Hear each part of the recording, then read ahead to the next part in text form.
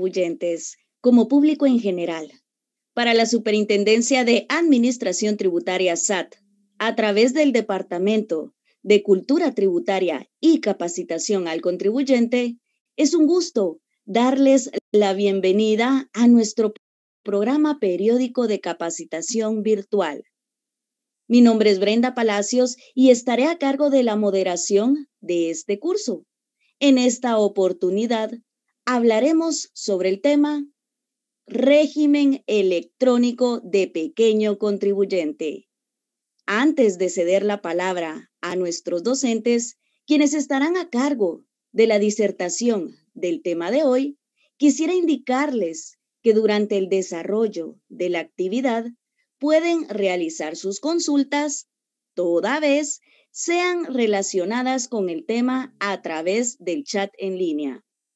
Es importante aclararles desde ya que al finalizar los licenciados su exposición, se dará un espacio para dar respuesta a esas preguntas planteadas. Asimismo, durante la presentación se compartirán dos enlaces.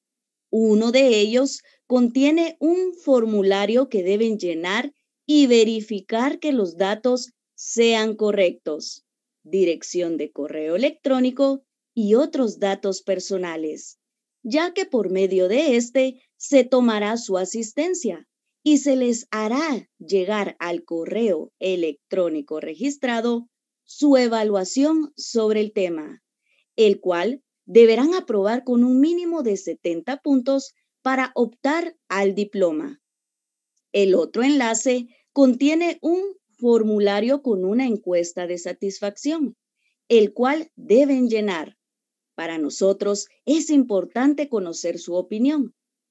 En cuanto al material de apoyo, se puede encontrar al finalizar el curso en el apartado de la biblioteca virtual ubicado en el portal de la SAT www.sat.gov.gt. Bien, tengo el gusto de presentarles a los licenciados Edgar Money Valenzuela, licenciado en Pedagogía, y Juan Carlos Gómez Chacón, licenciado en Psicología, ambos egresados de la Universidad de San Carlos de Guatemala, y quienes además son profesionales del Departamento de Cultura Tributaria y Capacitación al Contribuyente de la SAT. Ahora sí, es un gusto ceder entonces la palabra a los docentes. Sean bienvenidos. Muchas gracias, Brenda. Muy buenos días a todos.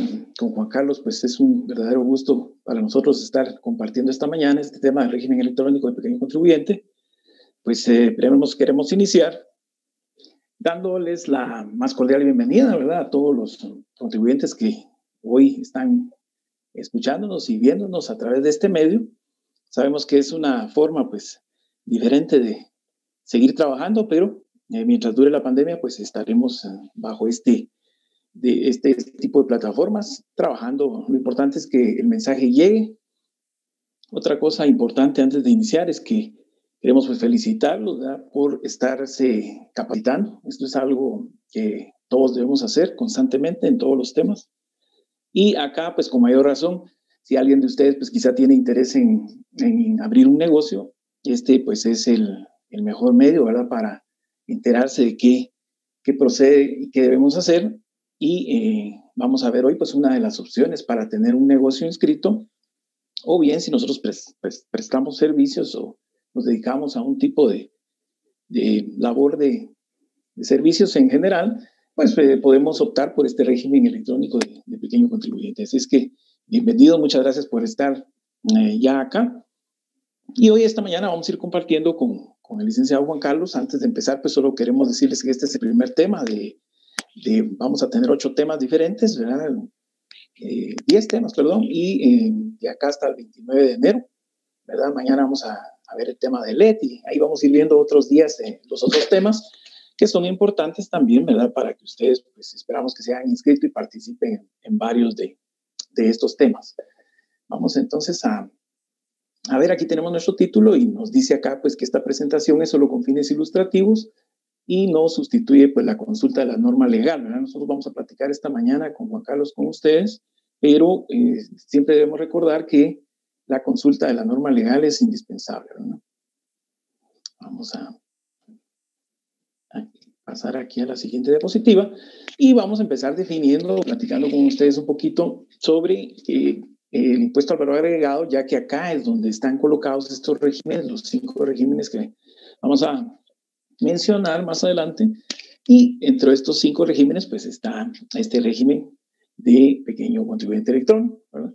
Entonces, partimos de este concepto que dice que es un impuesto general, pues de naturaleza indirecta, ¿verdad? Todos sabemos que hay impuestos directos e indirectos. Aquí podemos hacer una diferencia así rápida, ¿verdad? Cuando hablamos de un impuesto directo, pues por ejemplo el impuesto sobre la renta, el impuesto de circulación de vehículos. Si yo tengo un salario, por ejemplo, de una vez a fin de mes me hacen mi descuento del impuesto y ya queda hecho el pago de una forma directa. Si yo tengo un terreno, por ejemplo, o tengo un vehículo, tengo que pagar UCI, ¿verdad? Que ese también es un impuesto directo. Si yo tengo un vehículo, como les decía, pues es el impuesto de circulación sobre vehículos que tengo que pagar también de forma directa, ¿verdad? Yo tengo mi tarifa y hago el pago de forma directa al banco, ¿verdad? O al medio que utilice. Entonces, entre estos, pues se encuentran varios, pero el IVA es diferente. El IVA está entre la naturaleza, pues, de los impuestos indirectos, ¿verdad? Porque hay una cadena de la cual nos va a platicar un poquito Juan Carlos, y dice acá que recae sobre el consumo y se exige, pues, con ocasión en las entregas de bienes y prestaciones de servicio. Estos son los que más se dan. Ya vamos a ver los hechos generadores, cuáles son los principales que están relacionados especialmente con el pequeño contribuyente que estamos viendo el día de hoy. Entonces acá pues nos menciona el concepto que bienes, tanto bienes, ¿verdad? Lo que vendemos, o la prestación de servicios de lo que nosotros conocemos o nuestra experiencia que le brindamos servicios a los demás dentro del mercado, ¿verdad? Interno de Guatemala, en este caso en el país, pero también se incluye la importación de cualquiera de estos bienes o servicios. Juan Carlos. Muy buen día, ¿qué tal? ¿Cómo están? Pues en este caso el IVA, ¿verdad? Es un impuesto que todos pues tenemos cierta noción, ¿verdad? Ya lo conocemos un poquito, pero en este caso yo quisiera comentarles en relación a la cadena que se va generando de este impuesto, ¿verdad? A través de las actividades que realizan los contribuyentes. En este caso, pues el contribuyente que se inscribe al impuesto al valor agregado para poder prestar servicios, para poder vender ciertos productos, a la hora de hacer y de desarrollar este hecho generador, debe de cargar el impuesto, ¿verdad? Entonces, a medida de que se va vendiendo, el cliente, si en algún momento este cliente también se dedica a la compra y venta de productos, ¿verdad? Tiene su propia actividad. Entonces, a la hora de vender nuevamente el producto, también se genera el impuesto. Esta es la cadena que se va formando, ¿verdad? Es decir, de que se genera cada vez que existe una venta o una prestación de servicios. Normalmente lo enfocamos siempre a los bienes, a los productos, a mercancías que incluso se importan los países el agricultor lo vende, ¿verdad? A un distribuidor, y ese distribuidor también lo revende, por así decir, a otros pequeños negocios, y estos pues ya lo venden nuevamente a un consumidor final. Entonces se va dando esa cadena del IVA. Por ahí algunos contribuyentes nos cuestionan, mire, fíjese que pues esto ya pagó IVA, ¿verdad? A la hora que yo lo compré, yo pagué un impuesto, ¿verdad? Entonces, recordemos que el IVA también tiene como sujetos pasivos a los contribuyentes que pagan el impuesto y que también desarrollan actividades de ventas, ¿verdad? Es decir, son dos momentos distintos, la compra y la venta son situaciones muy distintas en donde también se genera el impuesto. En este caso, el tema de hoy, que es el pequeño contribuyente, pues también se da de la misma forma. Lo único es de que ya más adelante vamos a ver que no se carga el impuesto, ¿verdad? En este régimen electrónico de pequeño contribuyente, pero sí se puede dar una cadena de ventas, ¿verdad? En donde la persona pues va a vender el producto, va a emitir factura. Hay un tratamiento distinto porque recordemos que aquí en el IVA hay varios regímenes, ¿verdad? Entonces, cuando lleguemos a esa parte, vamos a poner mucha atención para poder conocer un poquito más y explicar de mejor forma esta situación del impuesto al valor agregado. Muy bien, Juan Carlos, gracias. Pues ahí nos aclara, ¿verdad?, esta parte, Juan Carlos. Y ahora vamos a hablar un poquito del hecho generador del IVA, ¿verdad, Juan Carlos? Esto es importante también porque el impuesto pues se genera, como decía, ahí en la ley hay 10 aspectos diferentes, pero acá nos vamos a centrar en los que están más relacionados con el régimen que estamos pues platicando hoy, ¿verdad?, que es el de pequeño contribuyente electrónico. Entonces, el primero, que es el que más se da en estos casos de pequeños contribuyentes, es la venta o permuta de bienes muebles, ¿verdad? Yo me dedico pues a un negocio y vendo o cambio, ¿verdad? Pero en general es venta, más que todo pues buscamos la parte de agenciarnos de algo, ¿verdad? Compramos y vendemos, la famosa compra-venta. Y por supuesto en la venta vamos a obtener una ganancia, ¿verdad?, al producto, o el otro, pues que es fundamental, que es la prestación de servicios, ¿verdad? Estos dos son los que más se dan, ¿verdad? Muchos estudian una carrera, se especializan en mecánica, en carpintería, etcétera, y ponen al servicio lo que aprendieron de las demás personas, ¿verdad? Entonces acá pues prestan sus servicios. Esta es una persona que más que todo está dando su conocimiento, ¿verdad? Y esto puede ser en todo el territorio nacional. Entonces, estos dos que están primero, ¿verdad?, son los que más se dan, ¿verdad? Y otro, pues que también lo consideramos, que es el arrendamiento de bienes muebles e inmuebles, también se repite mucho, ¿verdad? Aquí hay muchas personas que se dedican a arrendar, ya sea maquinaria, equipo, etcétera, que serían los bienes muebles, vehículos, etcétera. Incluso hasta un taxi, por ejemplo, alguien puede ser propietario de varios taxis y solo los alquila para otras personas para que los utilicen, ¿verdad? Por ponerles un ejemplo. O bien tiene sus maquinitas ahí de juegos o algo para niños y las alquila, ¿verdad?, para que otras personas las administren. Entonces, esta persona, ese es su negocio nada más, alquilar esos bienes. O en el caso de los inmuebles, pues tiene un terrenito por ahí, tiene un apartamento en el segundo nivel de su casa y se dedica a alquilárselo a huéspedes diferentes, ¿verdad? Entonces, se dedica a este arrendamiento. O sea, hay varias formas, pero lo importante es que estos primeros tres, pues podríamos considerar, por eso los seleccionamos dentro de los hechos generadores, porque como sabemos en la ley hay 10, pero estos tres serían los que estarían más relacionados con el pequeño contribuyente en el caso de electrónico que estamos platicando hoy. Pero hay uno más que Juan Carlos pues, nos va a comentar también. Hay un aspecto más que es el tema de las importaciones. Sí, en el caso de las importaciones, debemos de considerar de que cualquier contribuyente, cualquier persona aquí en Guatemala, independientemente del régimen del IVA en el que se haya inscrito, pues puede realizar importaciones. Lo único es de que aquí la tarifa con la que se va a nacionalizar, ¿verdad?, se va a pagar el IVA para poder nacionalizar y utilizar esos productos, esas mercancías aquí en Guatemala, es del 12%. Por aquí puede surgir alguna duda porque sabemos de que el pequeño contribuyente electrónico pues maneja una tarifa distinta. De hecho, maneja dos tarifas, ¿verdad? Entonces, pero a la hora de darse la importación, la persona que aunque esté como pequeño contribuyente electrónico, tiene sus tarifas específicas de pago del impuesto, en este momento de la importación no está vendiendo y no está prestando un servicio. Por lo tanto, la tarifa que va a pagar para nacionalizar esos productos es del 12%. Entonces, hay que conocer esas diferencias porque cuando la persona realiza esa importación no está emitiendo factura, es decir, no está actuando como un pequeño contribuyente. Por lo tanto, le corresponde pagar la tarifa normal, ¿verdad?, del impuesto al valor agregado, y tal como su nombre lo indica, ¿verdad?, se le agrega un valor a causa del impuesto y de esa forma es que ya va a poder utilizar esos bienes para venderlos, ¿verdad?, o transformarlos según el producto o la mercancía que haya importado. Pero es necesario conocer esa diferencia, ¿verdad?, porque muchas personas dicen, mire, pero yo soy pequeño contribuyente y yo pago el 5%, supongamos. Pero recordemos, ¿verdad? En este momento es una compra. Realmente la importación es una compra al extranjero ¿verdad? Y los productos pues vienen a Guatemala para poder utilizarse aquí. Entonces es muy distinta la compra a la venta, ¿verdad? Eso sí hay que recalcarlo muy bien. Licenciado. Muy bien, continuemos entonces.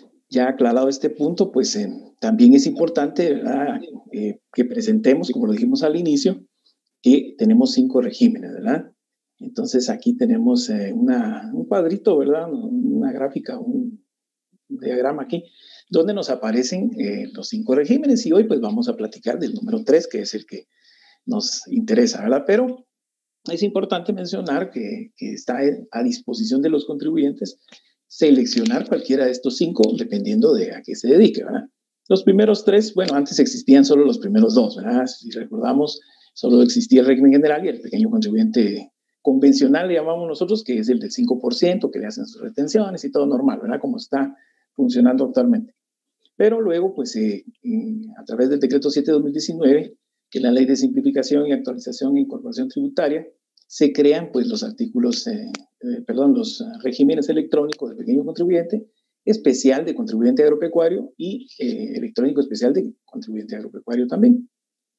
Entonces ya quedan 5 regímenes a disposición de los contribuyentes, pues dependiendo de lo que quieran o a la parte que se dediquen, ¿verdad? En el caso de los agropecuarios, pues solo podemos mencionar que pues, son dirigidos a personas individuales pues, que desarrollan actividades de producción o comercialización, ¿verdad? Del sector agropecuario, especialmente el vacuno, el bovino, equino y caprino, ¿verdad? Estos son los que están incluidos acá. Y pues tienen una cantidad, un tope también, ¿verdad? Pero estos pues los podemos ver en otra oportunidad cuando se dé esta capacitación relacionada a estos regímenes. Hoy pues nos vamos a ir quedando, ¿verdad? Con los primeros 3 que ya vamos cerrando un poco. El régimen general, que ya les había platicado Juan Carlos hace un momento, es el único realmente que traslada el IVA. Aquí creo que él quiere participar también en esta lámina y comentarnos algo de esto. En el régimen general va a ser el que va a trasladarse y a utilizarse el IVA como tal al 12%, mientras que en el pequeño contribuyente normal y el pues, convencional, como le decimos nosotros, y el electrónico de pequeño contribuyente, pues ahí vamos a manejar en el de pequeño contribuyente pues la tarifa del 5, y en el electrónico tenemos 2 tarifas, ¿verdad? 4 y 5, ya vamos a explicar más adelante. Entonces aquí pues sí hay una diferencia que no es precisamente en estos pequeños electrónicos, no es un IVA como tal, ¿verdad? Incluyendo los especiales agropecuarios, tampoco tienen el 12%, sino 5 y 4 exactamente igual. Entonces estos 4 regímenes manejan pues una tarifa realmente, ¿verdad? Pero el IVA como tal, únicamente el régimen general, ¿verdad? Juan Carlos, ¿nos querías comentar algo de esto? Que hay algunas dudas que tienen los contribuyentes respecto a esto. Sí, es necesario pues comentar un poquito, ¿verdad? Hacer esa diferencia, porque las obligaciones en cada uno de los regímenes son diferentes. Por ahí tal vez los 2 pequeños contribuyentes pues tienen casi las mismas obligaciones, ¿verdad? Por ahí puede variar algunas formas, tal como su nombre lo indica, ¿verdad? Electrónico, pues realiza todo electrónico, ¿verdad? Libros, facturas. En cambio, en el régimen general, que es el distinto, en donde sí se carga, ¿verdad? La tarifa, el porcentaje del 12, ese 12% que conocemos de impuesto, es el que marca la diferencia realmente, ¿verdad? Porque el contribuyente que va a vender, que va a prestar servicios o va a realizar cualquier otro hecho generador de acuerdo a la ley, debe de adicionar ese 12% al valor de venta, ¿verdad? Al valor que ya está indicando para poder satisfacer lo que dice la ley, ¿verdad? Que es cobrar un impuesto. Entonces, aquí la persona que vende es también un contribuyente del impuesto porque va a cobrar el impuesto que van a pagar los clientes y luego lo va a trasladar, ¿verdad? En cambio, el pequeño contribuyente y los agropecuarios pues no cargan esa tarifa del 12%, sino más bien ellos van a pagar sobre el ingreso, ¿verdad? El ingreso que están cobrando. Entonces, por ahí también hay que tener en consideración de que si hay una persona en el régimen general y otra en el régimen de pequeño contribuyente convencional o el electrónico, pues debería de existir una diferencia de precios si se va a vender el mismo producto o se va a prestar el mismo servicio, ¿verdad? Porque si en un régimen, que es el general, cargamos un 12%, por lo tanto el precio de venta o de servicio debería de ser mayor, cosa que a veces pues no sucede así, ¿verdad? Porque el pequeño contribuyente pues dice, bueno, mire, yo voy a venderlo al mismo valor que lo está vendiendo la otra persona, pero entonces puede haber ahí una situación, ¿verdad? De duda más que todo por parte de los clientes, y es por eso que lo mencionamos, ¿verdad? Con el fin de que realmente se sepa de que en los regímenes de pequeños contribuyentes y en los agropecuarios, pues no se carga un 12%, ¿verdad? Eso es lo que hay que tener en mente. Muy bien, entonces ya definida esta primera parte introductoria, pues vamos a platicar ya en sí de este régimen. Ya nos quedamos de acá en adelante pues platicando específicamente del régimen que hoy vamos a tratar. Y lo primero que tenemos que mencionar, ¿verdad? A través del decreto 7/2019, pues se crea, ¿verdad? Y se pone a disposición 6 meses después, o sea, a partir del 1 de marzo del 2020, que ya recién pasó, ¿verdad? Ya está a disposición de los contribuyentes o del contribuyente este régimen electrónico del pequeño contribuyente como una opción pues para estar inscrito formalmente ante la SAT. Aquí es importante hacer énfasis también en que lo correcto, ¿verdad?, es inscribirse antes de empezar las operaciones, ¿verdad? Aquí en Guatemala pues tenemos nosotros un poquito esa tendencia de decir, bueno, voy a poner mi negocio, pero como no sé qué tal, a qué me dedico, y hacemos un estudio por ahí con los vecinos a ver qué hace falta, ¿verdad? ¿Qué negocio no existe? Y decimos, bueno, no hay librerías aquí en 5 cuadras a la redonda, voy a poner una librería y me va a ir bien. Y ponemos nuestro negocio y decimos, bueno, voy a probar un par de meses a ver cómo me va, ¿verdad? Y se pasan los 2 meses, 3, 4, 5 años o más y seguimos probando, ¿verdad? Y esto no está bien. Nosotros debemos, pues lo correcto es antes de iniciar operaciones, pues el procedimiento que debemos seguir es inscribirnos ante la SAT, ¿verdad? Y hacer pues todo de la manera correcta, ¿verdad? Esta persona que quizá está probando, pues tal vez tuvo la suerte de que no llegó por ahí una visita cordial de la Intendencia de Fiscalización, ya que si nosotros tenemos un negocio inscrito y abierto, digamos, funcionando, operando, y no estamos dando facturas, pues ahí hay un problema grande, ¿verdad? Una sanción, un cierre. Si no estamos inscritos, por supuesto, vamos a tener pues que pagar una multa que es alrededor de 10,000 quetzales, dependiendo del tipo de negocio, pero a nadie le gustaría, si sabemos cómo cuesta empezar con un negocio, irlo levantando, ¿verdad? Cómo cuesta, y tener que pagar de entrada una multa por no estar legalmente inscrito. Y por otra parte, pues también lo más importante, la parte de compromiso con nuestro país. Nosotros estamos obteniendo un ingreso a través de nuestro negocio, es cierto, es nuestro esfuerzo, nuestro trabajo, pero estamos obteniendo ingresos, y por ese beneficio que tenemos de operar en este país, pues tenemos también que aportar, ¿verdad? Y esto no es algo nuevo, esto viene desde el hogar, ¿verdad? Cuando éramos pequeños, nuestros padres nos decían, bueno, ¿cuál es tu tarea? Pues estudiar y ganar los años, ¿verdad? Y lógico, nuestros padres nos daban todo, pero nosotros teníamos ese compromiso de tener que estudiar, ¿verdad? Entonces siempre hay un precio por lo que obtenemos, ¿verdad? Igual es con nuestra nación, ¿verdad? Nosotros tenemos ese importante, ese deber como buenos ciudadanos de contribuir con el país. Entonces, no es tanto por una obligación ni porque cómo molestan los de la SAT o que solo multas y sanciones son, no, ¿verdad? Nosotros estamos conscientes que estos regímenes se ponen a disposición porque de alguna manera nosotros tenemos que contribuir y retribuirle pues algo a nuestro país, ¿verdad? De lo que obtenemos.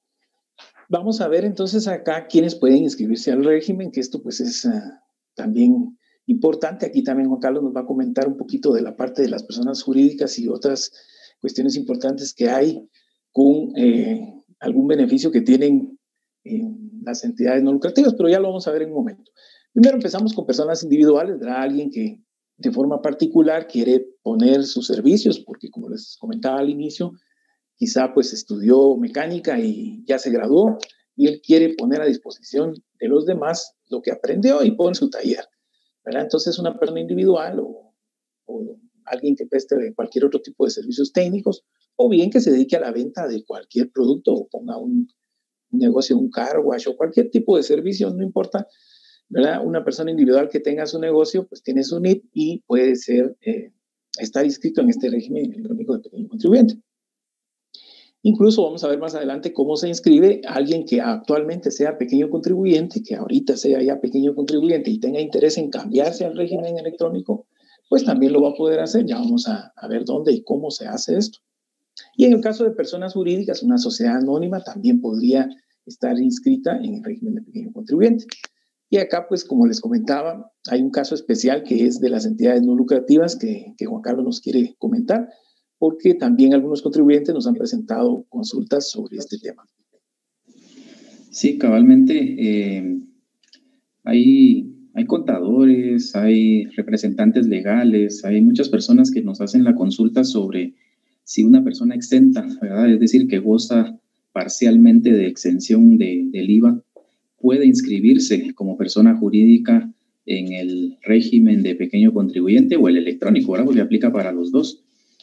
La ley pues no limita, ¿verdad? De que puedan inscribirse, porque de hecho lo que hace la ley es mencionar que toda persona jurídica puede estar inscrita en este régimen. Sin embargo, hay que reconocer, ¿verdad?, de que si se goza de una exención es porque se va a cargar un 12% de impuesto, ¿verdad? Entonces, hay que tener muy en cuenta esto, porque cuando una persona jurídica exenta, de acuerdo a la ley del IVA, quiere inscribirse en este régimen, pues prácticamente perdería ese derecho, ese beneficio de la exención, porque no le puede aplicar una exención a un impuesto que no se está cargando en este régimen de pequeño contribuyente, ¿verdad? Entonces, hay que considerarlo muy bien. De hecho, pues la recomendación es de que van a afiliarse, van a inscribirse al régimen general, porque es el que sí carga ese 12% y por lo tanto van a gozar de esa exención, es decir,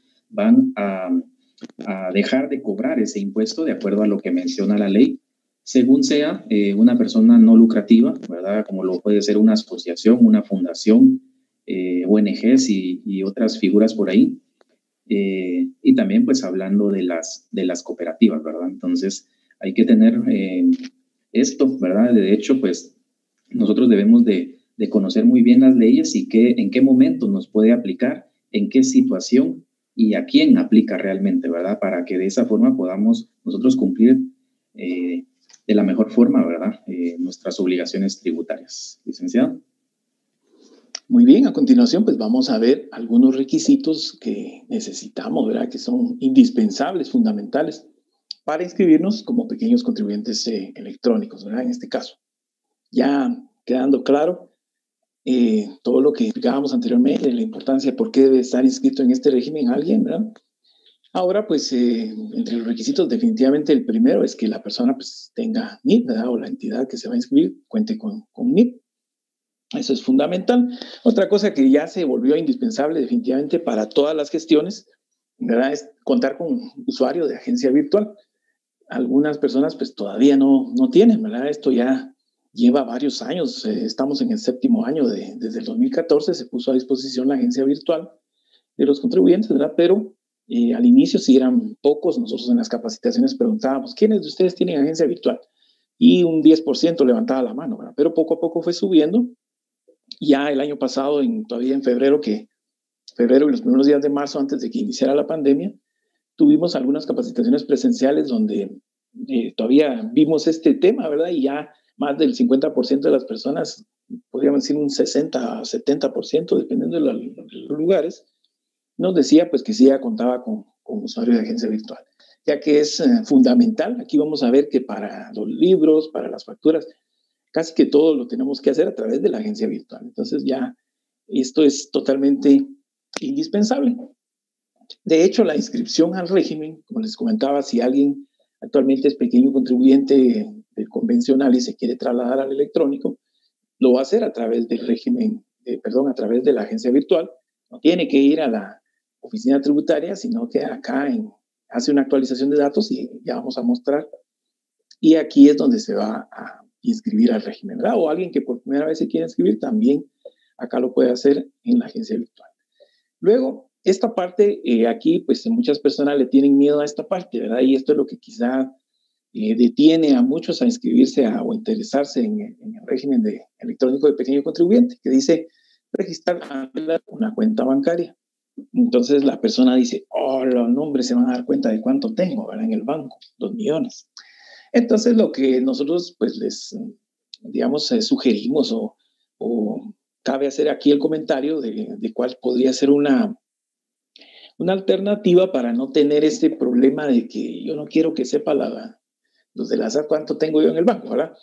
Pues sencillamente crear una cuenta podría ser de monetario, una cuenta monetaria para tener ahí el entrada y salida de este dinero y utilizarla únicamente para el pago de los impuestos, o sea, mantener ahí la cantidad que durante el mes yo tengo que pagar, ¿verdad? Tenerla ahí disponible y utilizar esta cuenta únicamente para las transacciones que estén relacionadas con impuestos o algún otro cuestión del negocio propiamente, ¿verdad?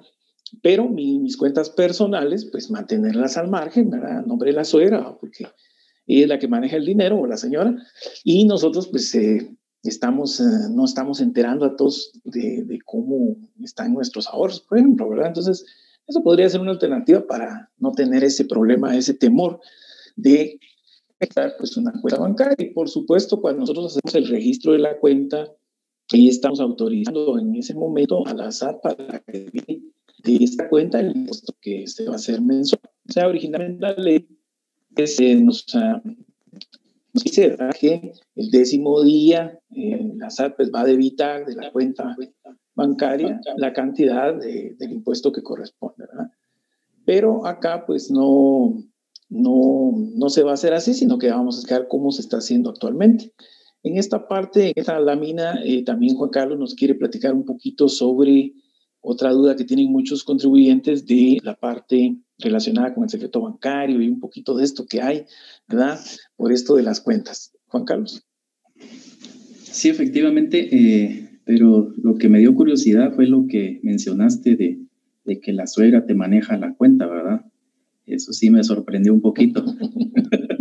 Bueno, no, en relación al tema, pues hay que, sí es cuestión, ¿verdad?, de poder conocer cómo es de que se trabaja la parte tributaria, cómo es que la SAT tiene esas facultades a través de su ley orgánica y a través del Código Tributario de hacer verificaciones, ¿verdad?, los contribuyentes, tener el control, ¿verdad?, de las operaciones de los contribuyentes, es decir, hacer esa fiscalización, esa verificación que se necesita para conocer si realmente una persona está teniendo y declarando las operaciones que nos presenta en los formularios, ¿verdad? Entonces, a través de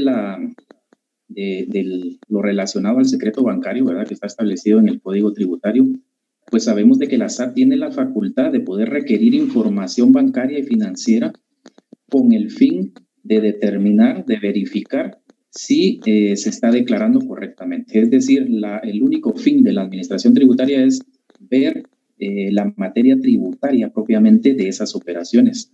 Entonces, hay un debido proceso, por supuesto, de que esto del secreto bancario puede ser revelado. Se necesita una orden de juez, que ese es un proceso pues, que muchas personas pues, no saben, ¿verdad? Piensan que simplemente la SAT puede ya tener acceso a las cuentas y de hecho pues no es a que vaya a conocer cuánto dinero tenga, sino más bien a conocer si en esas cuentas se han generado ingresos y son acorde a las operaciones que está declarando. Entonces, sí es muy buena estrategia, ¿verdad? Poder decir, bueno, mire, yo tengo una cuenta específica de mi negocio, ¿verdad? En donde yo realizo pagos, emito los cheques, también recibo depósitos de las ventas, porque al final la SAT lo que en algún momento le puede requerir, si el juez dio lugar a esa solicitud de la SAT, es de que el contribuyente presente y justifique, ¿verdad?, a través de las facturas, los contratos, cualquier escrituras y cualquier otro documento,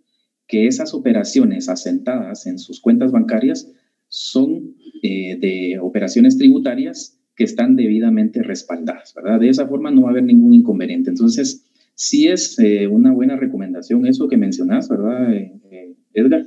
Porque de esa forma la SAT se va a limitar a obtener información, siempre sea a través de orden de juez, para conocer las operaciones de los contribuyentes.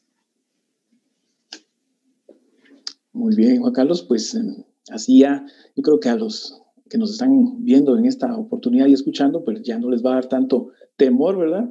Hacer este registro de la cuenta, que es uno de los requisitos, ¿verdad? Otro de los requisitos que necesitamos, pues definitivamente tener registrado nuestro DPI, ¿verdad? Hay algunos que todavía tienen la cédula y no tienen el DPI registrado ante la SAT. Contar con una cuenta de correo electrónico, ¿verdad? Porque esto también es fundamental. Ahí nos llegan algunas, por ejemplo, cuando hablemos de FEL, vamos a ver que a esta cuenta nos llega, ¿verdad? Esta solicitud que tenemos que llenar para registrarnos en FEL. También pues contar con una factura de energía eléctrica, el que más común que tenga, sobre todo de servicio de teléfono también o de agua, si es alguna compañía privada que surte agua en el sector y nos da una factura. Lo importante es que en esta factura aparece la dirección que nosotros estamos registrando, ¿verdad? Y tiene que coincidir la dirección que está en la factura con la dirección que nosotros anotamos, ¿verdad? Estar exactamente igual, ¿verdad? Porque a veces algunas direcciones empiezan con lote 3, manzana M, sector 2, etcétera. Y ya después dice número de casa tal, colonia tal, ¿verdad? Entonces, si nosotros la ponemos de otra forma, ponemos casa tal, del sector 3, de la colonia tal, y de último ponemos el lote tal, puede ser que ese cambio de orden o que omitamos uno de los datos, que no pongamos el número del lote, por ejemplo, o que no pongamos el número de la manzana o del sector, y ya con ese cambio ya no va a corresponder, ¿verdad? Entonces, aquí podríamos, como esta factura hay que escanearla, podríamos tener pues devolvernos, ¿verdad? Para que nosotros nos estarían avisando pues para que hagamos la corrección y cambiemos, ¿verdad? Para que coincida la dirección de la factura con la que nosotros escaneemos. Luego pues entramos a servicios. Este es un procedimiento que ya ustedes conocen, o los que no tienen agencia virtual pues van a... Y lo primero que tienen que hacer es solicitar su agencia virtual. Ya cuando entramos a la agencia virtual, que se muestra como está en pantalla, buscamos en el lado izquierdo arriba donde dice servicios y presionamos ahí. Nos aparece RTU, acá está servicios, presionamos ahí, nos aparece todas las opciones que tiene el RTU y ahí está de primero la actualización de datos. Aquí es donde vamos a ingresar pulsando ahí un clic dándole un clic. Y vamos a ver acá que nos aparecen datos de actividades, establecimientos. Entonces aquí es donde nosotros vamos si ya estamos inscritos y solo queremos cambiarnos, en el caso de los que ya están, aquí nos va a aparecer un nombre de una empresa que ya tenemos, si estamos afectos al impuesto, el número del establecimiento, porque puede ser que alguien de ustedes tenga 2 establecimientos inscritos con su NIT o 3 establecimientos, ¿verdad? No hay ningún problema, no hay un tope, un número. Uno puede tener los establecimientos que considere, incluso a veces están en la misma ubicación, tiene la librería y a la par tiene el café internet. Son negocios diferentes, entonces es bueno pues que estén, aunque sean del mismo dueño, con el mismo NIT, registrados aparte, porque se dedican a cosas diferentes. Entonces, tanto las facturas van a salir a nombre de cada uno de los negocios, ¿verdad? Muy bien, entonces aquí pues vemos estos aspectos importantes. Luego acá la actividad económica a la que nos dediquemos, ¿verdad? Si es librería, si es en este caso, este ejemplo, pues dice fabricación de artículos de hormigón, ¿verdad? Cemento y etcétera, ¿verdad? Es alguien que está en el ramo de la construcción en este ejemplo. Luego nos da aquí pues algunos códigos, está el código del impuesto, ¿verdad? En este caso pues es el del IVA, ¿verdad? Es el 11.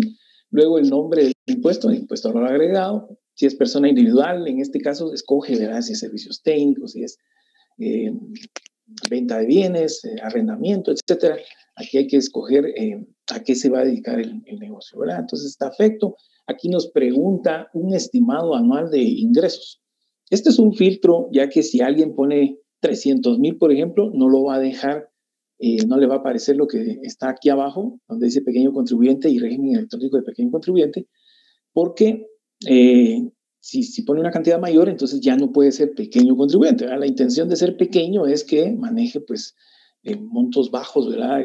Ventas sean pequeñas y su prestación de servicios quizá con un salario y solo pues va a cobrar va a extender una factura mensual por ese salario y nunca va a llegar pues al máximo, que ya lo vamos a ver más adelante.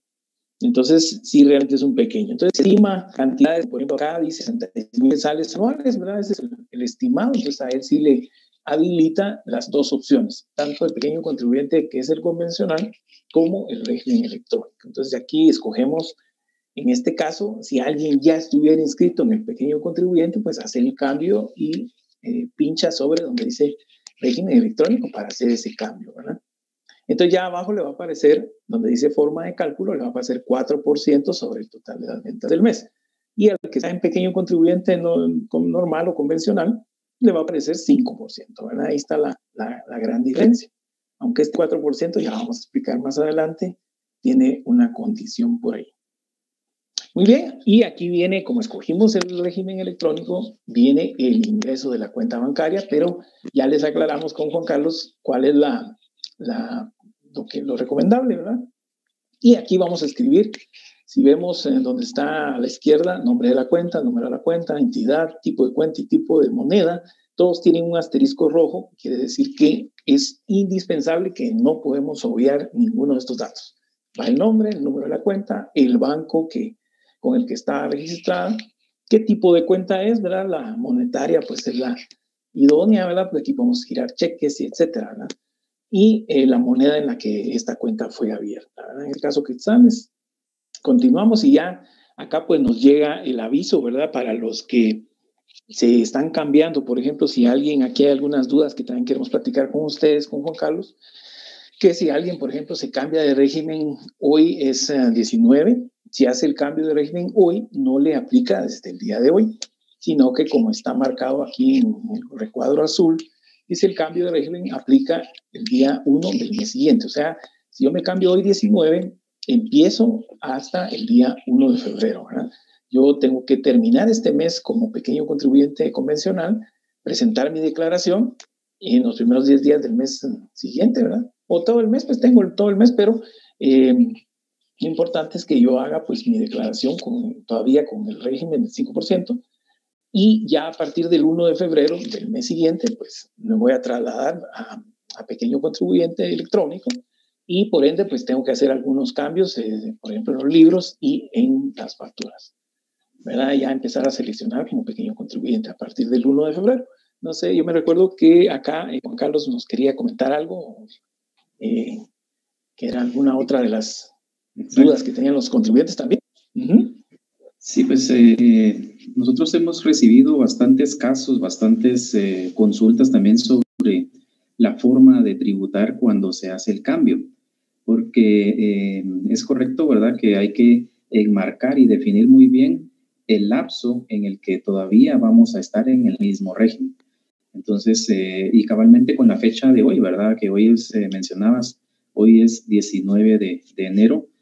Si yo hago el cambio de régimen hoy de pequeño contribuyente convencional al electrónico, pues debo de permanecer todo enero en el mismo régimen que estaba, ¿verdad? Es decir, voy a seguir emitiendo mis facturas, las que ya tengo, ¿verdad?, del régimen, voy a presentar el mismo formulario, el 2046, y a partir de febrero, que ya empieza el nuevo periodo, recordemos que aquí el periodo es mensual, entonces a partir de febrero yo ya empiezo con mis obligaciones como contribuyente electrónico, ¿verdad? Entonces ya tengo, a partir de febrero, presento mi declaración, ¿verdad?, de ese periodo, que la voy a presentar hasta en marzo, ¿verdad?, porque recordamos que la declaración se presenta al mes siguiente. Entonces la declaración que tiene fecha de febrero la presento en marzo, pero ya utilizo el formulario 2241, ¿verdad?, al igual que las facturas, los libros, ¿verdad?, que ya deben de ser computarizados, electrónicos.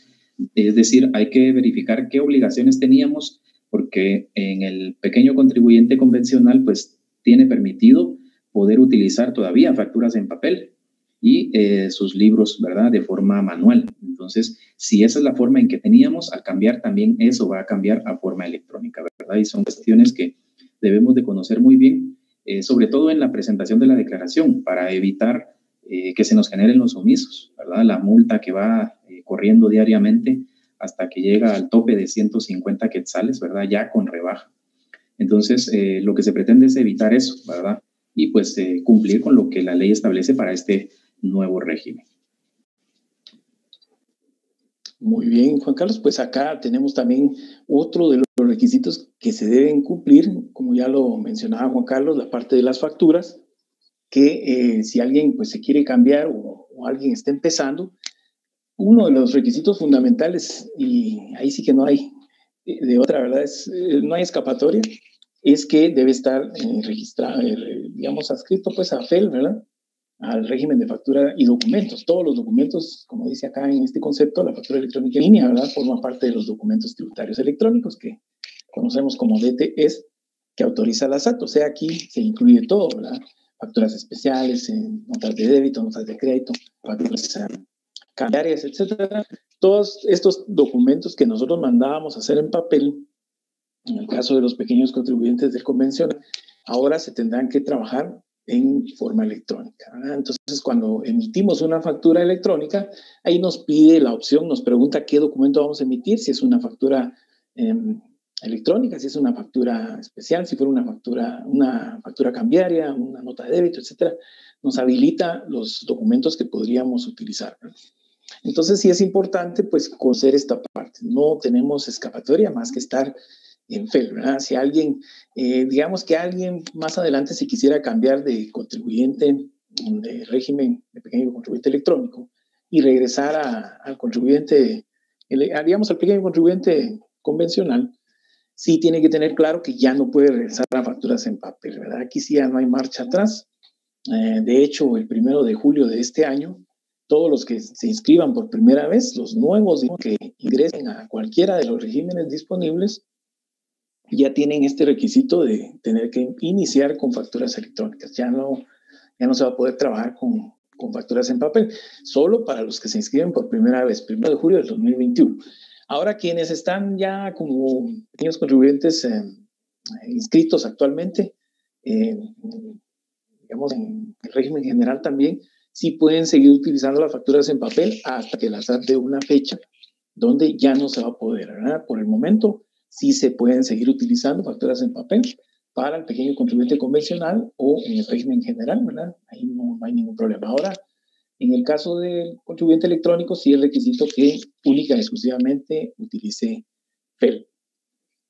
¿Debo habilitarme? ¿Cómo? Pues esto lo vamos a ver rapidito porque es tema aparte que se va a ver más adelante, yo creo que el jueves o viernes, bueno, por ahí está en el calendario, se va a trabajar este tema por separado de cómo emitir facturas electrónicas a través de la agencia virtual. Entonces aquí pues nosotros solo es para que ustedes vean el procedimiento, vamos a servicios, siempre dentro de nuestra agencia virtual, y aquí está, entre los servicios, está factura electrónica en línea, ¿verdad? Con estas opciones. Aquí es donde nosotros nos habilitamos como emisores. Aquí también en el segundo es donde emitimos documentos, ¿verdad? Y podemos anular por si nos equivocamos, acreditar los certificadores en el caso de quien necesite certificadores. Esto ya se los vamos a explicar en ese tema de factura electrónica. Si no, pues ya es para que van a inscribir y participar en ese tema. Muy bien, entonces nos habilitamos como emisores y tenemos que cumplir con 4 requisitos fundamentales, pues tener lógicamente nuestros datos actualizados en el RTU, ¿verdad? O si no hay ninguna actualización, pues vamos a ratificar normalmente, vamos a estar, este proceso ahorita de la ratificación no se está haciendo, solamente la actualización, ¿verdad? Entonces, aquí recordar pues que ya lo vamos a ver más adelante también, que tenemos los 30 días hábiles inmediatos siguientes a un cambio para hacer la actualización. Poseer un establecimiento activo, ¿verdad? Como mínimo, porque si no, ¿para qué estamos solicitando FEL? Estar afiliados al IVA, por supuesto, esto es fundamental. Y tener un domicilio pues que aparezca como localizado, ¿verdad? O sea, que la dirección que nosotros reportemos sí exista, ¿verdad? Que la SAT pues, nos encuentre ahí, ¿verdad? Esta es una muestra de cómo es una factura electrónica de las que se emiten a través de agencia virtual, solo para que ustedes la vean. Quienes no tienen la experiencia y están como pequeños actualmente utilizando facturas en papel, así como se ve aquí en pantalla, es una factura electrónica, tiene código QR y mucha seguridad y los datos generales. Es una muestra, ¿verdad?, de cómo es la factura. Bueno, ahora vamos a hablar un poquito de los libros, ¿verdad?, porque también es importante. Acá, pues, definitivamente para el tema de libros, también lo primero que nos pide, como dice ahí en pantalla, es contar con usuario de agencia virtual. Por eso es tan importante que nosotros pues tengamos nuestra agencia virtual. Si no, no podemos hacer nada, ¿verdad? Luego, el formulario, pues lo vamos a encontrar en Declaraguate, el formulario 7121, ¿verdad? Lo vamos a llenar debidamente y, por ende, pues dependiendo de las hojas que nosotros queramos autorizar, vamos a pagar 50 centavos por cada hoja habilitada. Acá también Juan Carlos nos quiere hacer un comentario acerca de los libros, ¿verdad? Porque hay algunas dudas de los contribuyentes. ¿Cuándo deben llevar contabilidad completa? Sí, efectivamente, muchas personas, ¿verdad? Yo siempre hago mención de los contribuyentes porque ellos son los que nos hacen estas consultas en relación a los libros, ¿verdad? Muchas personas dicen, mire, es que yo estoy en tal régimen y debo de llevar ciertos libros, ¿verdad? ¿Qué contabilidad debo de llevar? Pero es necesario aclararte que la contabilidad, los libros contables propiamente, estos no los requieren las leyes tributarias, ¿verdad? Los requieren ciertas leyes específicas, como lo es en este caso el Código de Comercio, es una, la ley de ONGs, ley de cooperativas, y más que todo hay que ver qué tipo de persona soy yo, ¿verdad? Para saber bajo qué ley me voy a constituir. Si soy comerciante, pues es el Código de Comercio, que es el más, hablando tributariamente, es lo más común. Ley de ONGs y otras leyes por ahí que van relacionadas a ciertas figuras no lucrativas. Entonces, debemos de observar en esas leyes bajo las cuales yo me voy a constituir, qué libros, qué obligaciones me está pidiendo. Porque, como les mencionaba, ¿verdad? Las leyes tributarias, ni el IVA, ni el ISR, ni el Código Tributario establecen qué libros van a llevar. El único que establece el IVA es el de compras y ventas, pero eso es con el fin de poder manejar el impuesto, ¿verdad? Poder llevar un control sobre este impuesto. Entonces, es necesario verificar esas otras leyes. Si yo soy una sociedad anónima, pues sé que me voy a constituir bajo el Código de Comercio. ¿Y qué dice el Código de Comercio? Bueno, si usted es persona jurídica, obligatoriamente debe de llevar contabilidad completa. Ahí yo les recomiendo verificar el artículo 368 y también el 371, porque habla sobre lo relacionado a tener un contador. Entonces, en el caso de las personas individuales que son comerciantes, hay una condición en el Código de Comercio, que es que si sus activos superan los 25,000 quetzales, ya hay obligación de tener esa contabilidad completa, ¿verdad? Entonces, esto es de poder aclararlo, ¿verdad? Para que no caigamos también en una omisión de habilitar ciertos libros que estamos obligados por otras leyes que tal vez no son tributarias, pero que también tienen un poquito de relación con nuestra área, ¿verdad? Entonces, hay que poner mucha atención a esa parte. Muy bien, continuamos entonces con esta parte del proceso de cuáles son los pasos que debemos seguir para habilitar nuestros libros. Entonces entramos a formulario como habíamos indicado en la diapositiva anterior, el formulario 7121, ¿verdad? Que ese es el impuesto de timbres fiscales y aquí es donde va este pago de los 50 centavos por cada hoja, ¿verdad? Entonces acá nos va a pedir quién hace la gestión, el contribuyente, luego al NIP, nos aparece el nombre de la entidad. Para este ejemplo pusimos el NIP de la SAT solo por ejemplo, ¿verdad? Pero la SAT pues no va a ser un contribuyente en este caso, pero sí por el llenado del formulario lo hicimos. Ingrese la contraseña de SAT en línea, pues se ingresa la contraseña y se le da a buscar, ¿verdad? Luego acá nos pregunta qué tipo de... bueno, aquí queremos nosotros, en este caso, en la izquierda nos aparece, dice libro de compras y ventas del pequeño contribuyente, que ese es el que vamos a utilizar porque nos inscribimos en ese régimen, ¿verdad? Entonces, este libro puede ser computarizado, debe ser computarizado, no puede ser en papel. Entonces, pero también hay otra opción que es LED, ¿verdad? Ya está disponible en este año 2021, en los últimos 2 días ya de diciembre del año anterior, 29-30, por ahí estaban haciendo los últimos toques y se puso a disposición de los contribuyentes y ya se encuentra disponible el LED, ¿verdad? Que es el libro electrónico tributario, así como estaba el LED para el pequeño contribuyente convencional, ahora pues también ya está para los electrónicos, tanto agropecuario como como pequeño contribuyente ya está disponible el LED también. O sea, no es obligatorio, o sea, es una opción que le facilita al contribuyente, ya que acá se puede descargar, digamos, toda la información de las facturas que hemos emitido y recibido, FEL siempre, ¿verdad? Las podemos descargar de forma más automática y se nos facilita el trabajo, pero, como les digo, no es obligatoria su utilización. Algunos prefieren seguir utilizando su libro computarizado y para los que quieran, pues está disponible LED. Entonces ya seleccionamos pues cuántas páginas o cantidad de hojas, mejor dicho, vamos a necesitar. En este ejemplo pusimos 25 hojas, ¿verdad? Se entiende que la hoja es lado el frente y el anverso, el posterior.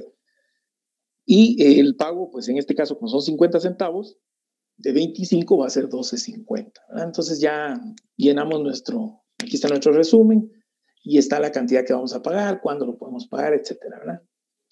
Y ahí continuamos y validamos, congelamos e imprimimos, ¿verdad? Y hacemos nuestro pago y vamos a imprimir cuando hacemos ya nuestro último paso de la impresión, nos va a generar, pues, ¿te acuerdas que antes, para los que han estado en esto de la contabilidad de hace tiempo, pues antes era un sticker el que se le pegaba al libro, ahora ya no, ¿verdad? Sino que es una resolución la que se imprime y se guarda, ¿verdad? Y la tenemos a mano por si un día llega fiscalización y pide la resolución de la habilitación que tenemos del libro, nosotros la podemos mostrar, ¿verdad? Bueno, ahora viene algo importante también y que si hay un monto máximo, o sea, cuando hablamos de pequeño contribuyente, ya lo habíamos dicho, tanto electrónico como el pequeño contribuyente convencional, hay un límite, ¿verdad? Que es de 150,000 quetzales en el periodo anual, ¿verdad? Esto es importante.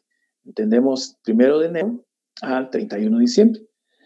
Si alguien iniciara su negocio en el mes de noviembre, pues igual tiene derecho a los 150,000 por los 2 meses que trabajó, ¿verdad? Noviembre y diciembre, tiene derecho a sus 150,000, pero ya en el mes de enero empieza a correr del 1 de enero al 31 de diciembre. Ese es el periodo anual por el cual pues se tiene derecho a estos 150,000.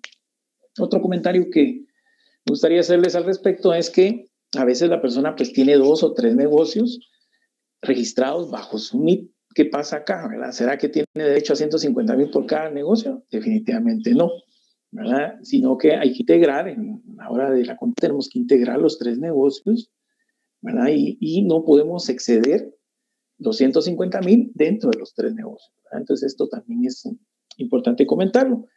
Acá también, Juan Carlos, platicábamos ahí un poco sobre esto y también quiere comentarles algo al respecto. Sí, sí hay que mencionar también de que a veces pensamos de que estos 150,000 por estar contemplados en todo un año, lo debemos de dividir dentro de 12, ¿verdad? Como para decir, mire cuánto tengo derecho mensualmente y de ahí no me puedo pasar, ¿verdad? De hecho, la condición, la ley pues es muy clara y dice que es anual, no es mensual. Entonces, muchos nos comentaban, algunos contribuyentes decían, mire, dividimos los 150,000 dentro de 12 meses, nos da 12,500, ese es el máximo mensual que tengo derecho yo a facturar. No, ¿verdad? No es así, sino que es un consolidado. Es decir, esta cantidad de 150,000 usted la puede ir generando durante todo el año, ¿verdad? No hay que hacer esa comparación de que como yo declaro mensualmente, también así va a ser la cantidad que tengo permitida, no. Entonces, hay contribuyentes que de hecho pues facturan una vez al año nada más, facturan 100,000, por ejemplo, y ahí se quedaron, una sola factura, ¿verdad? Está independientemente del mes en que la hayan emitido, sigue todavía dentro de la permanencia del régimen de acuerdo a la cantidad, ¿verdad? Solo facturó 100,000. Entonces, en un mes puedo yo facturar 80,000, en otros 5,000, en otros 2,000, y así me voy a ir el resto del año, ¿verdad? Entonces, no me paso, no hay ningún problema, sigo siendo pequeño contribuyente en su modalidad electrónica. Muy bien, Juan Carlos, gracias. Vamos a continuar acá también con la tarifa, ¿verdad? Que esto es importante verlo, que este es un beneficio realmente para el contribuyente, ¿verdad?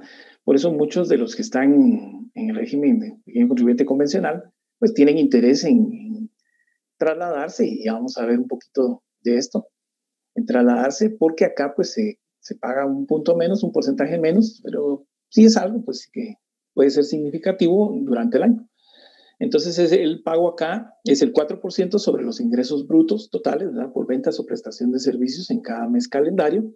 Y aquí vemos un ejemplo, pero esto pues va a tener una condición, por supuesto, ¿verdad? Que ya la vamos a platicar. Entonces un ejemplo básico, aquí dice total facturado por el 4%, ¿verdad? Lo que facturamos dentro del mes, como ya lo decía Juan Carlos, la declaración tiene que ser mensual, usted tiene que presentar sus 12 declaraciones mensuales. Y acá, pues, el total facturado lo vamos a multiplicar del mes por el 4%, y ahí nos va a dar el impuesto a pagar. Naturalmente, en este ejemplo dice 10,000 quetzales, digamos que eso fue lo que se facturó en el mes de enero, digamos, de este año, al final del mes, y tenemos todo el mes de febrero para hacer nuestro pago, en este caso por el 4% van a ser 400 quetzales. Bueno, ¿verdad? La diferencia acá, pues, si fuera el 5%, pagaría 500 quetzales. Alguno va a decir, son solo 100. Pero si nos vamos a lo anual, ¿verdad? Cuando estamos hablando del tope, que son 150,000, alguien que facturó los 150,000 pagaría 7,500 anuales de impuesto, ¿verdad? En todo el año. Mientras que alguien que paga el 4%, pues estaría pagando 6,000 quetzales, ¿verdad? O sea, son 1,500 quetzales menos, que si ya lo vemos en todo el año, pues ya es significativo, ¿verdad? Ese 1% nos significaría esos 1,500 quetzales menos de pago, ¿verdad? Entonces, es un beneficio para el contribuyente. Sigamos viendo acá. Actualmente, o como está en la ley establecido, es que se va a hacer el débito de esta forma. Como dice acá, dice la SAR realizará automáticamente el débito. Esto es lo que dice la ley, pero se está haciendo un poquito diferente en la actualidad. Realizará automáticamente el débito de la cuenta bancaria registrada. En la cuenta bancaria registrada es el 10º día hábil de cada mes.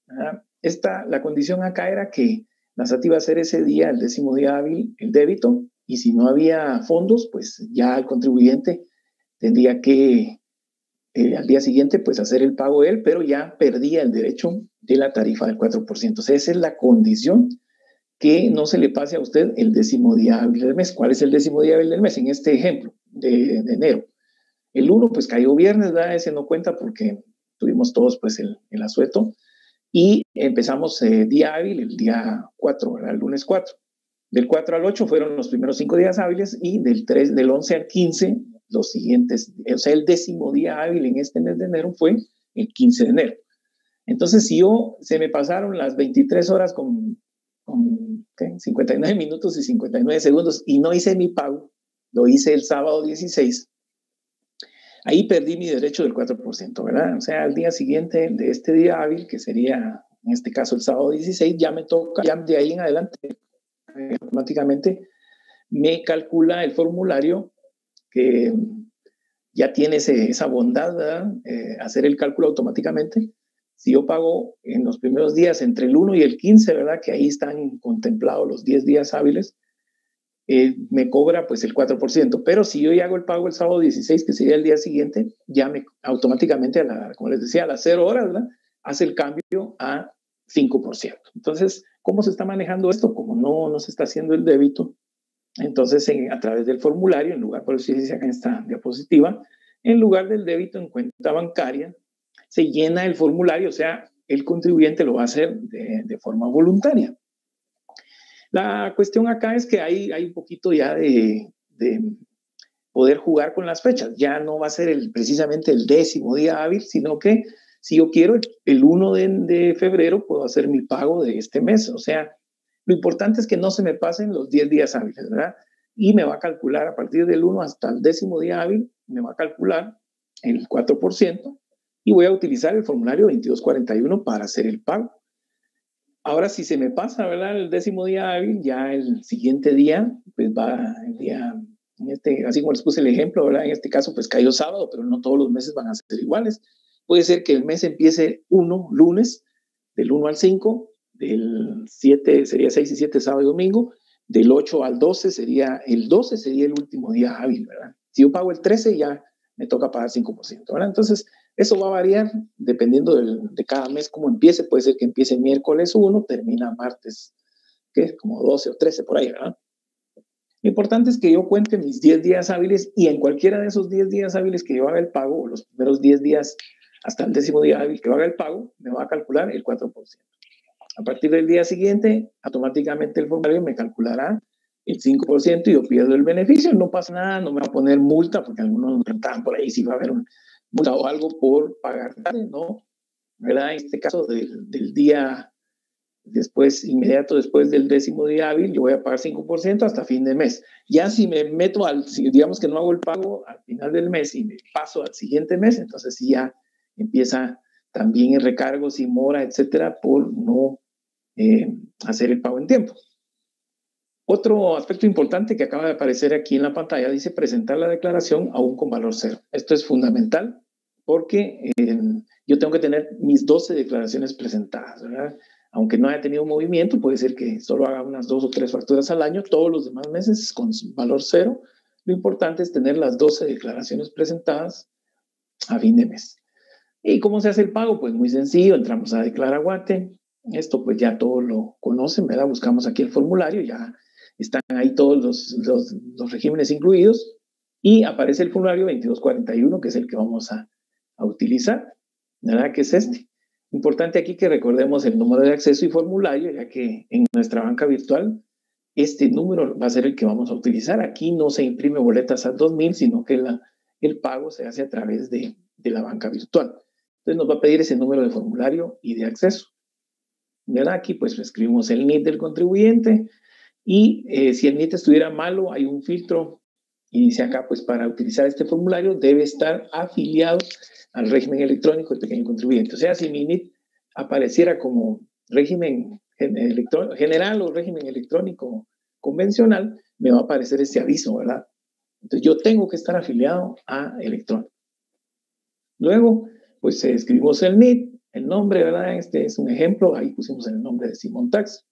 Y la cantidad bueno, nos pide también la contraseña de SAT en línea, ¿verdad? La escribimos, el periodo, diciembre de 2020, la cantidad, 8,000, y automáticamente si hoy fuera cualquiera de los 10 primeros días hábiles del mes, o los primeros 10 días antes del 10º, me va a hacer el cálculo del 4%. Entonces aquí de 8,000 quetzales, 320. Pero si se me pasara el 10º día hábil y yo hago el pago al día siguiente, ya no me calcula 320, sino 400 quetzales. ¿Verdad? Entonces aquí es donde tenemos que tener cuidado. Luego entramos a nuestra banca virtual. En este caso, pues alguien que tenga cuenta en el Banco Verde, ¿verdad? Ya sabemos cuál es.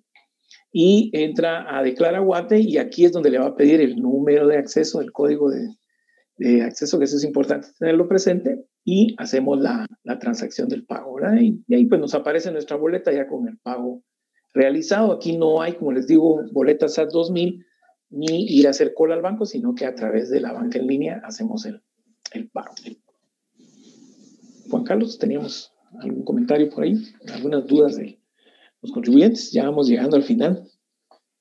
Sí, en efecto, pues ahí estaba viendo algunas consultas y esta parte creo que va a ayudar a aclarar, ¿verdad? Entonces tal vez le podemos dar continuar. En las consideraciones, ¿verdad? Está esta parte de que no será objeto de retención el contribuyente que esté en el régimen electrónico, ¿verdad? No va a sufrir retención. Aquí no hay aquella disposición legal en donde si es mayor a 2.500, es menor, no se hace retención. Aquí definitivamente no se hace, ¿verdad? Esta es una cuestión porque estaban consultando también, mire, yo trabajo para el Estado, pero ellos me hacen retención, ¿verdad? Cuando me paso de 2.500 al mes, ¿verdad? En mi factura de pequeño contribuyente. En el electrónico, no, ¿verdad? Ahí no hay retención. Y eso es algo también importante, ¿verdad?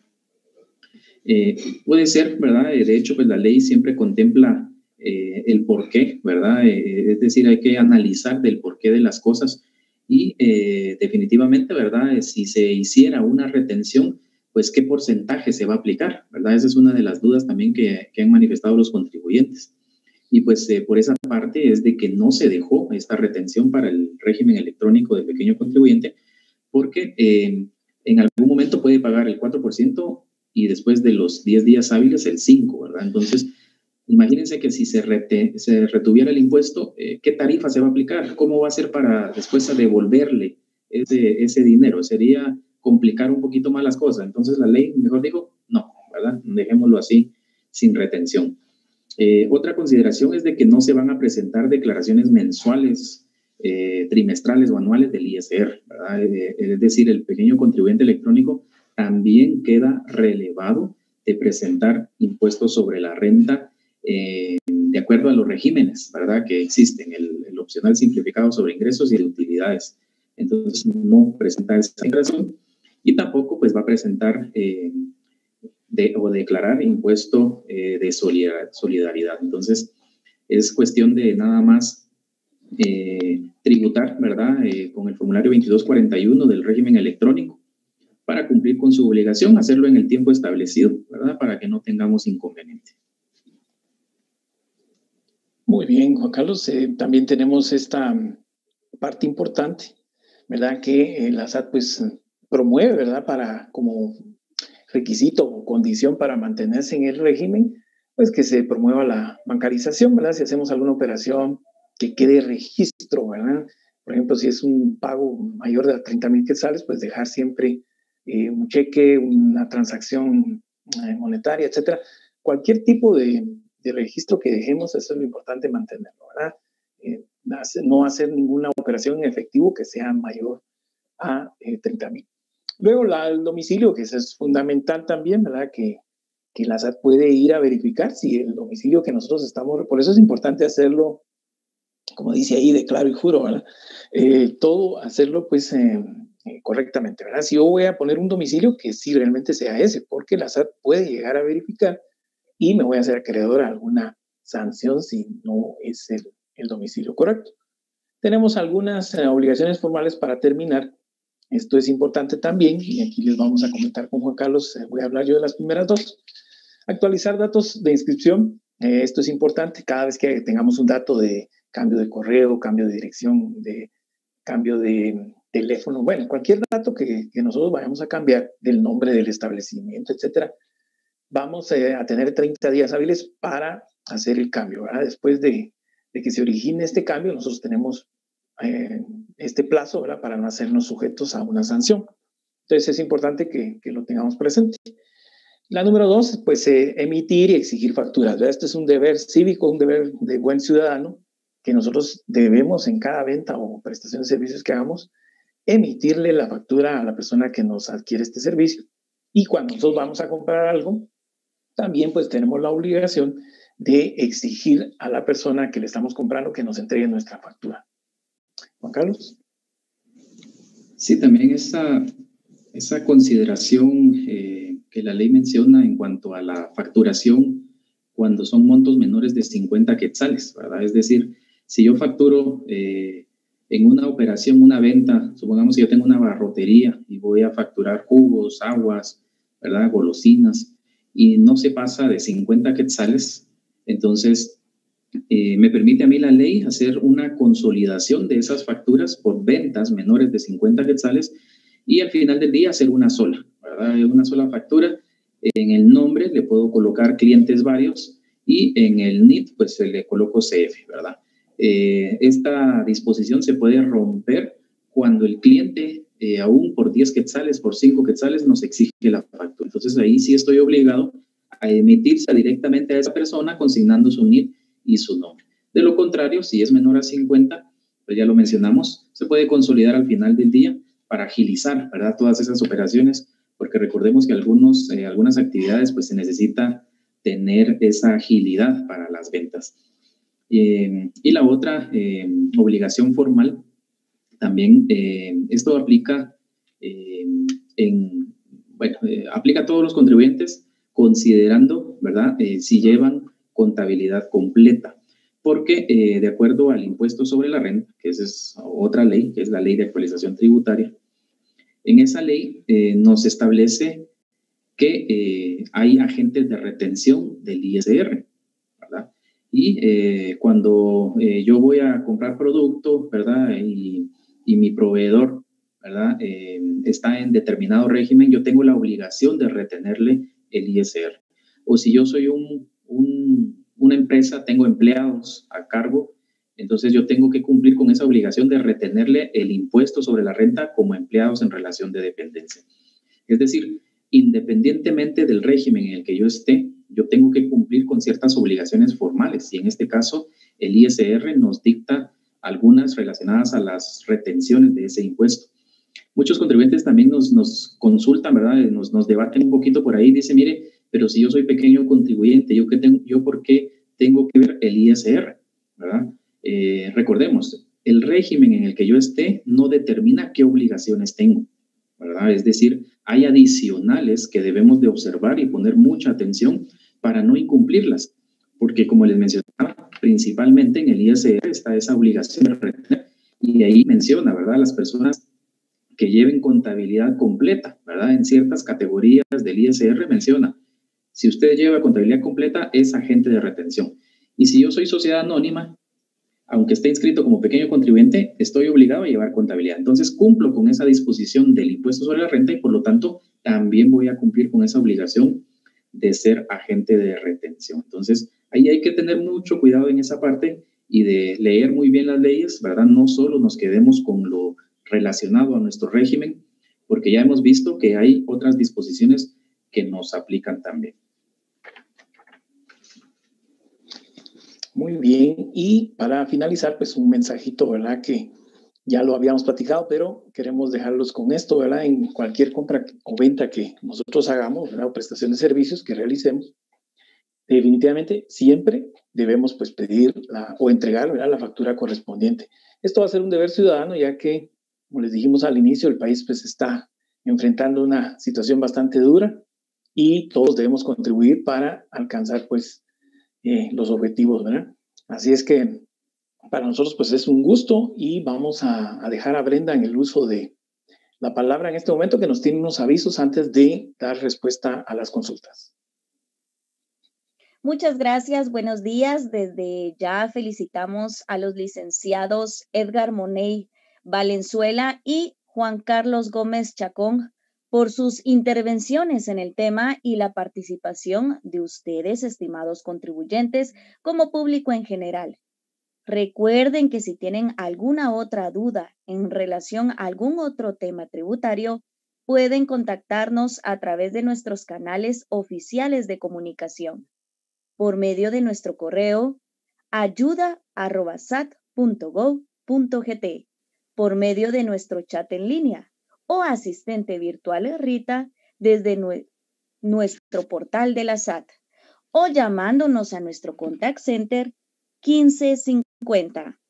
Además, si es necesario realizar algún trámite o gestión que no pueda realizarla por medio de nuestras herramientas en línea, que sería lo ideal, le recomendamos estar pendiente de nuestras redes sociales, donde se les estará compartiendo el calendario de atención para que con cita validada puedan visitarnos en nuestras agencias u oficinas tributarias en nuestros horarios de atención de 8 de la mañana a 4 de la tarde. También es importante mencionarles que la SAT tiene a su disposición cursos en línea totalmente gratuitos, las 24 horas. Los cursos